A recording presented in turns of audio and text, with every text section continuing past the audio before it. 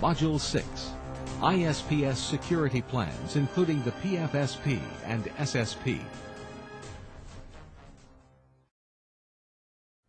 In this course, the purpose and contents of the security plan are clearly established and emphasis is placed on the issues of confidentiality.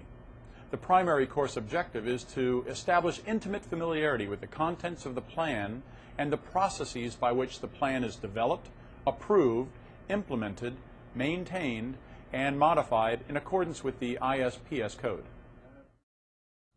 The security plan is the blueprint that provides guidance to either a ship or a seaport on how to implement those steps necessary to address everyday security concerns, as well as those risks associated with periods of heightened concern.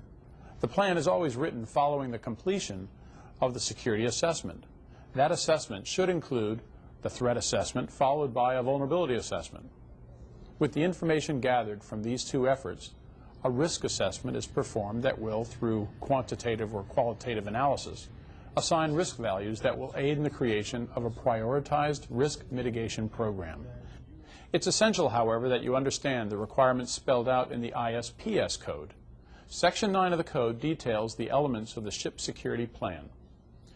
When drafting a security plan, it is important to take into account the guidance in Part B. Remember, several contracting governments, including the United States, intend to apply Part B as mandatory and not recommendatory. Therefore, in most cases, it is advisable to use Part B in all of your assessment and plan preparations. Make certain that the security plan doesn't in any way interfere with your ship's safety plan. For example, you cannot install a security lock program that is in any way going to interfere with the fire evacuation plan. By incorporating the two into a single plan, you can also assist yourself in any drills and exercises and make certain that the people that are responsible for their tasks understand their roles in both safety and security. Also, develop appropriate contingency plans. An example would be a plan for communicating amongst the crew in the event that radio systems were disabled or unavailable.